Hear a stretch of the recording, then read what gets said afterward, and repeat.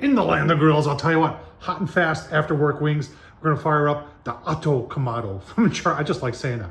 Kamado.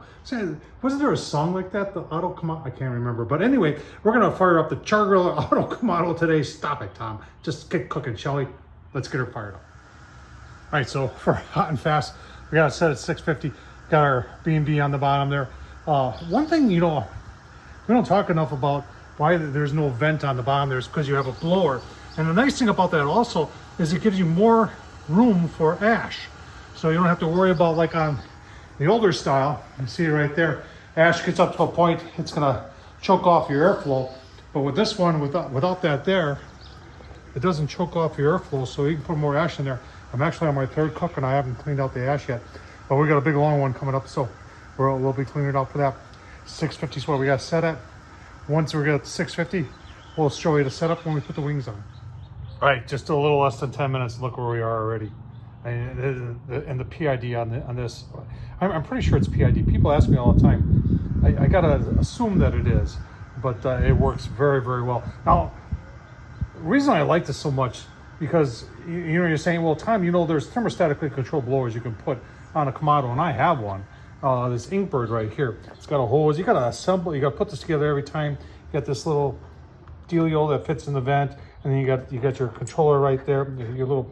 You gotta put that on the grate level, and these do work great. It's just that there's a whole lot to do when it comes to hooking them up. And when you've got something like this already hooked up to the grill, convenience is all about it.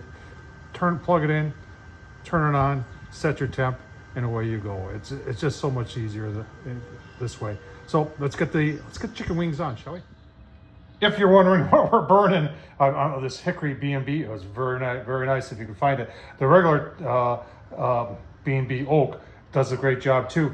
Hotter, longer, it's just better, folks. All right, I forgot to show you. The wings have been on for like, maybe 15 minutes to give you a look at the setup. Look at how they're browning up already. Yeah, it's 650. I think they're browning up really nice now. You can see I love using this upper rack, and that allows you the opportunity to put a drip pan down below, so it makes cleanup a lot easier. I just put a little bit of water in there, and that makes cleanup with a drip pan easier, so you can reuse it. That's gonna be some crispy chicken. Oh, look at that. That's like 10, 15 minutes. Awesome. Keep on going, give you a look. All right, let's take a look, last look. Oh man, I'll tell you what. 650 degrees. That is gonna be awesome. Gonna be nice and crispy, folks. Give you a look-see once we plate them up. Nice. All right, folks, let's take a hot and fast wings. They really, in all reality, this is about 20 minutes. And I just want you to see this. Look at that. Can you hear the crispiness? On the Char-Griller Kamado. Oh. As I chew here, the charcoal, I can taste it. Even at 650 degrees, you can taste that this was cooked on charcoal. The B&B, I tell you what, awesome. Kamado from Char-Griller and the B&B, what a great combination. Tom Horsman on YouTube, that makes it even better.